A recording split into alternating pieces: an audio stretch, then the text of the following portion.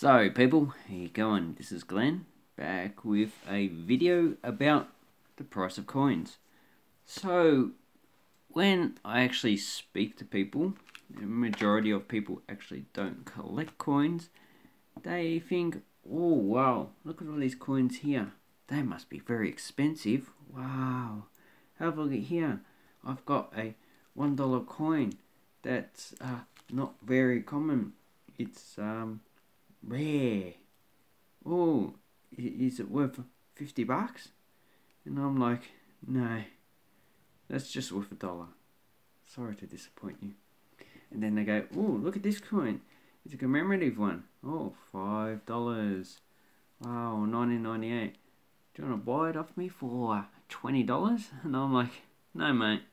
It's worth about $8 in a packet and probably about 6 or 7 in like that condition. And they're going, oh yeah, but it's not too common. Yeah, there's 3 million made. It's very common. So what I'm trying to get at is a lot of people are not familiar with the value of coins. So generally age has a little part in its value, but there's a lot of other factors that affect it as well. And it also affects the different type of coins. So let's have a look. I think first we'll start with the Chinese coins. So here I have some Chinese and Japanese coins. So here I've got some Vietnamese coins, and people go, what value are these? Well, basically these are not very expensive. You can buy these for like $5 to $10. In this condition, you probably buy it less than $5. For a 500-year-old coin. And this one, it's only about 200 years old. You can buy these for like $2 to $5 as well. So it being 500, 200 years old, it doesn't matter. And then we have other Chinese coins. I've got some down below. So I did make a video on these. So I've got this one is 2,000 years old. You can buy these for about $10 each. And in the West, $10 is really not a lot of money. And I'm talking about Australian dollars here.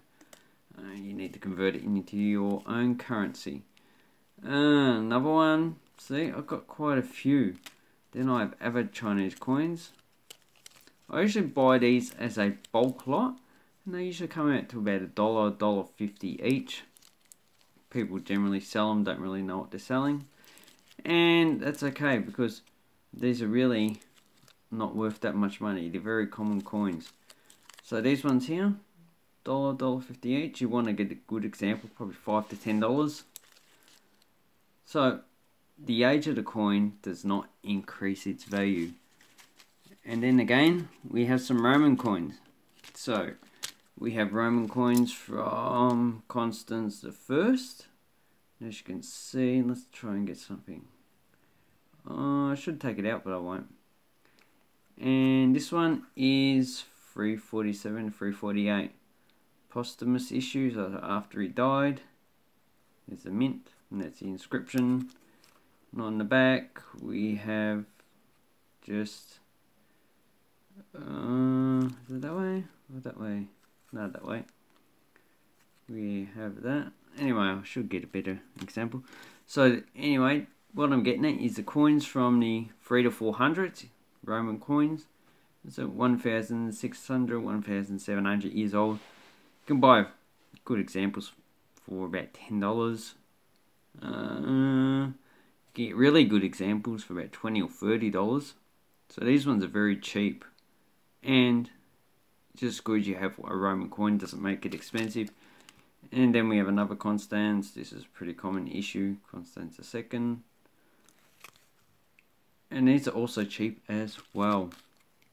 But with the Roman coins, so this is Viminasium. So the provincial coins are ones issued in Greek areas, because those cities could, in some cases, can issue their own bronze coins. These ones get a bit more expensive. So you're talking about probably between $20 and $50 for an example like this. And for a rarer issue, probably $100, probably getting into the hundreds. But Viminasium, generally I'll buy between $20 and $30. Then you got the silver coins. So this is a double denarius Antonianus. These ones you can buy for about between $50 and $80, depending on who the emperor is. So this is Philip II, the Arab. So depending on the emperor, the mint, and various other issues. Then you got denarius. So this is Septimus Severus. They're 1,800 years old. You can still buy this for $70, $80. It's pretty affordable in a Western country. Maybe if you're in India, it's probably a bit expensive. Or if you're in Bangladesh, it's probably expensive as well. And then you got Custodius. So you can buy this for about $100 because these ones are harder to find in good condition. As you can see, the flan is pretty irregular and it's in the cover. So SS Senatus Constans, that means just issued by the Senate, and this is the female issue. And these ones probably about $100. If you're lucky, you can get it for between 50 and 100. But 100 is just a rounded up value. Just because it's a Roman and it's 2,000 years old doesn't mean it's going to be an expensive coin. So another Roman issue, if I can find it, is a provincial issue.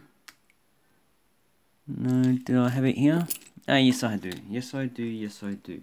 So here we have one that's 2,229 years old, roughly, about 230, 240. 249 years old.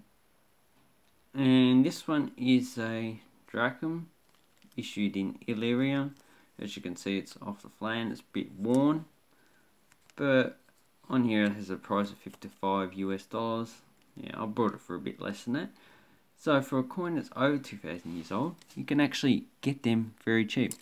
Another coin that's over 2,000 years old is this one. These are called Kashapanas or Panas, and these are Indian coins. So these are only cut pieces of metal, silver, usually pure silver, and they just stamped with different images. So the circle, the sun with the rays, is the Marian Empire mark, and these ones were the basic currency units, so they're pretty much used as a denarius was in Greece. And these ones you can get for at least $10. So these are the Marian issue. If you want to get ones that are issued about 2,500 years ago, you're probably looking at $100. But these are $10, very cheap for something that's very old. So let's go on to a later period, and we have some Byzantine coins. So these are Byzantine, and where's the other Byzantine I had? Here we go. So this one is actually this one's an older coin. You can get these ones for about $10 to $20. This is a Phallus, so 566, so 1,500 years ago. And this one's probably 1,400 years ago. It's Jesus on the back. In this condition, you're probably looking about $10 to $20 as well.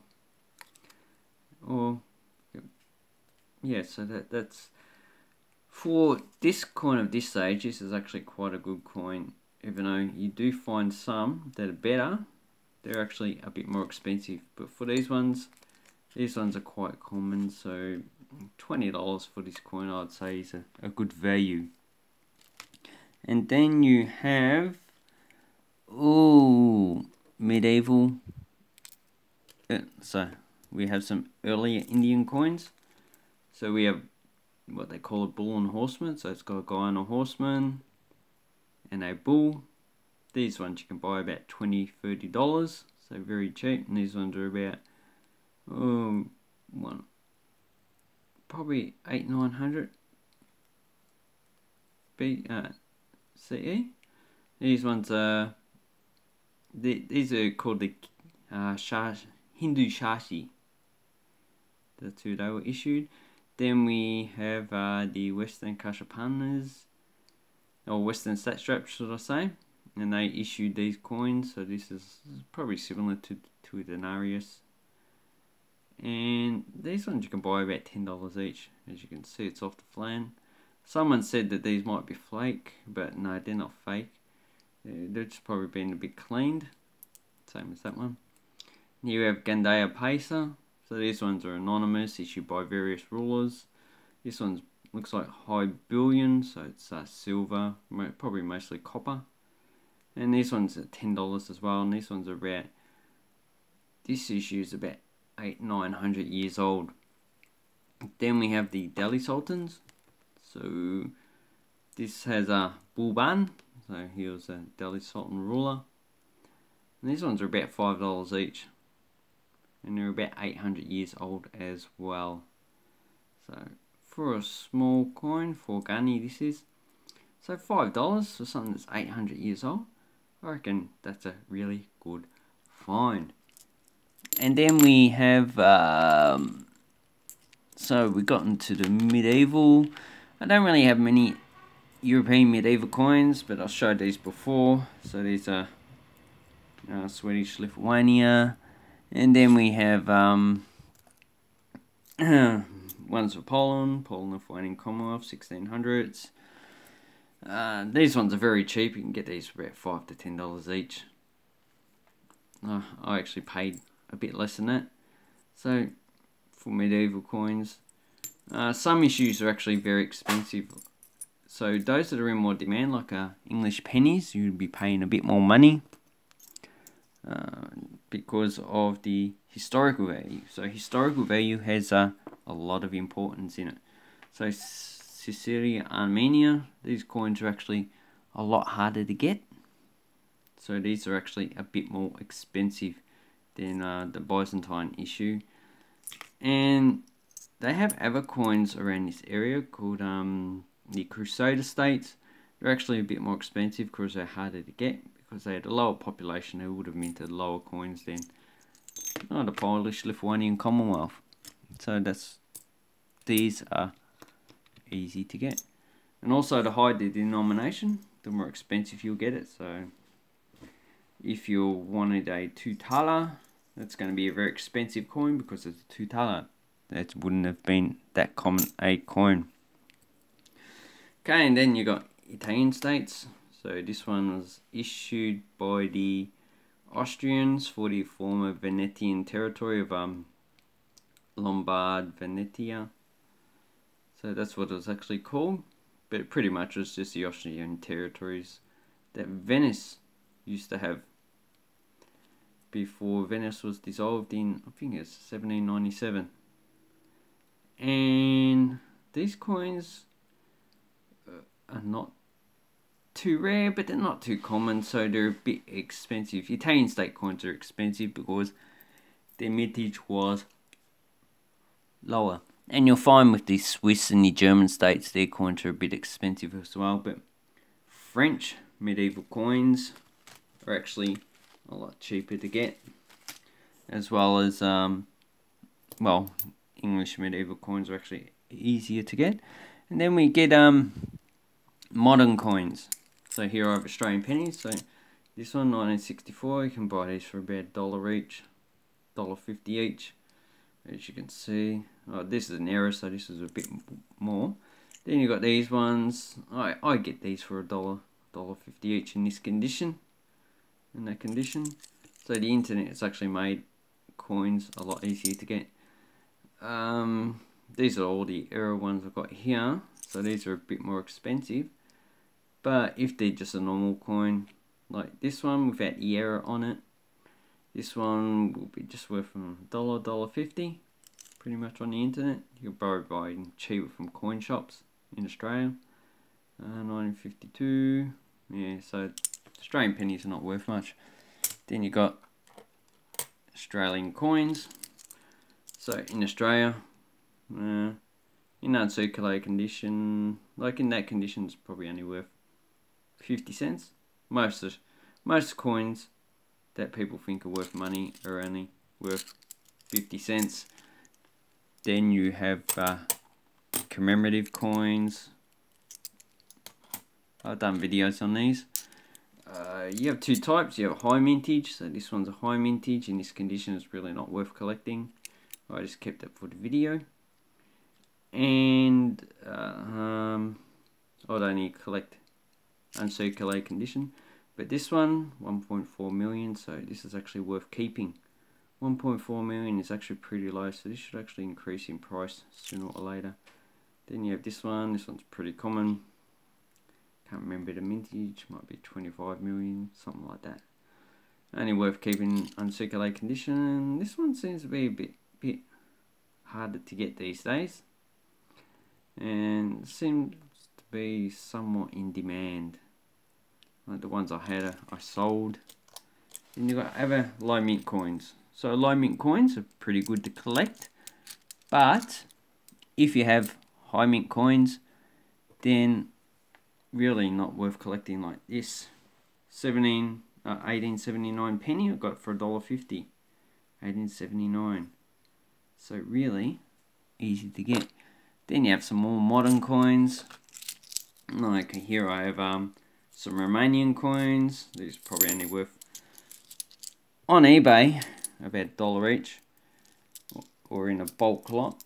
So on eBay, because of the fees and that, you'll probably get a coin for $1 each as the minimum. Or if you get a lot, a bulk lot, you might be able to pay, I don't know, $5 for a bulk lot. These are New Caledonian coins, so really they're only worth face value in their country if you want to sell them. But on the internet you could probably get a bit more because they're not in their own country. And then you have the commemorative Australian coins. So these ones are a bit more than face value, depends on the ones. I'd say the minimum is probably about $4 or $5 for these. Yeah, $4 to $5. You do get some scammers that say, oh, these are rare, but they're not very rare. I think a lot of them have about 2 million coins, so, and because there really isn't that many people collecting them, those in Australia who do collect them have already got them, and a lot of people overseas are not interested in collecting these coins. But actually I like them, they're quite beautiful, especially this one. I like this one, very good. Has can't remember the plant on it. And in America, then you get people who collect $half in the United States, silver, get them in change for 50 cents.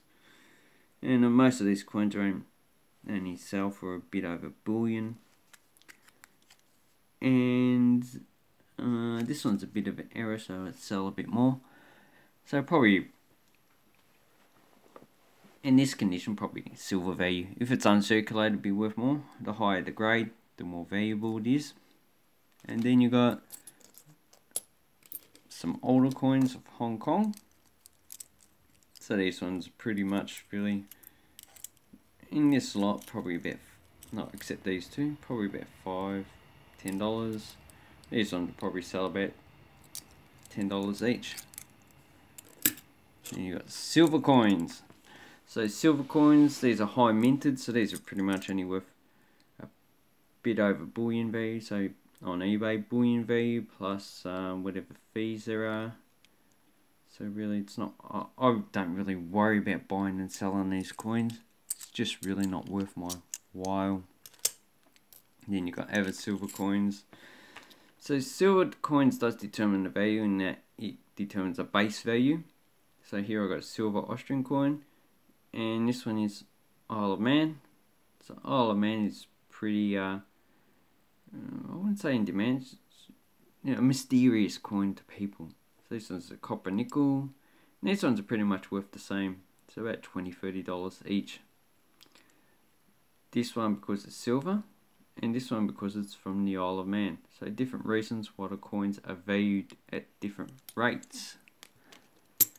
And two Japanese mon, you can get these between $10 and $20 each, even though they're about 140 to I know, 180 years old. Then you got more coins. So you got the normal coin that was issued for the £2 up until 2015. Now they issued to Britannia. Then you got commemorative ones. These ones in circulated grade, unless there's a very low mint, is just worth face value. So it's not really collecting them. Or if it's an error. But these ones, if it's in better condition, would be worth more than face value. I'm not too sure if this is worth face value per se. Has some post-mint damage there. So this one I'll just say it's worth face value. And then we have coins issued because of historical reasons. So the German Reich coins are actually worth a bit now. I see the value has actually gone up because, well, it's Nazi Germany. So that is why. Then we have other coins. So Euro coins are pretty much worth face value unless it's uncirculated or if it's an error coin. If it's in this condition, circulated, and it's a pretty common mint, it's pretty much not worth collecting. And this is actually the first Euro coin I got. I recognise it because of the side's been pretty damaged. So we get those quite often in Europe, in Australia should I say. Then we have German coins. So this one is a 25 Pfennig. This is worth a bit because it is not a common denomination, and it pretty much wasn't really that popular in Germany. So a lot of them would have been recalled because they were not popular. And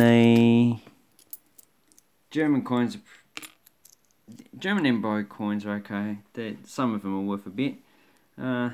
East and West Germany coins, unless they're low mint or an error, are pretty much only worth face value. So it's pretty much, I'd say, probably about $1.50 each. East German coins are pretty much not in demand really because there's so many of them. So, and then we have the Philippines. So Philippines coins are pretty much not in demand unless they're an error or a low mint. And these ones are actually pretty hard to sell. They're actually very common. So this is copper, nickel, zinc. So it's really not worth it. And do I have any other coins? So this one is actually would be expensive. This is a cushion coin. Cushion coins are actually, don't know why, they just inspire people's imagination. And I brought this coin with the patina damage like that, so I'm going to put in a coin cover. And these ones just inspire people in India and Australia and the US and that. They're just in demand, so these ones are actually pretty hard to get, and they're actually very, on auction sites, they're actually very competitive to actually bid on it. And I was lucky to get this one. I think it cost about $40. And that's probably a cheap coin. Very expensive issue. So you do get some that are actually very expensive. So anyway, coins from around the world. It doesn't matter on the age. It doesn't matter on who issued it, or even the silver or the other type of metal values. It pretty much depends on the demand for it. If there's a low mint, yeah, it could be in demand, it could not. If it's a high mint, yeah, well, it still could be in demand, it could be not. Depends on a lot of factors on the value of the coins. So determining coin values is pretty hard. I myself would probably use eBay's buy and sell. I'd also look at other coin shops and see how much they sell their coins for. And I would also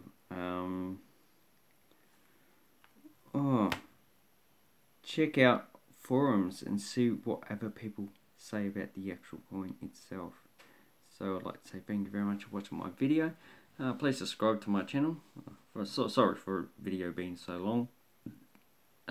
Check out my links below. I'll put affiliate links to eBay, so if you want to go there, just go down, click on it, then you type in the coin that you want at the top.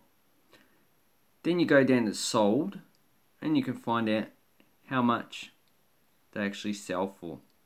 Because when you type in the actual search button, like if I want to buy this Bulgarian to Lev, I'll type in 1912 to Lev, and I'll see what it sells for, and then I can go to listings, and I could buy a coin for a similar price.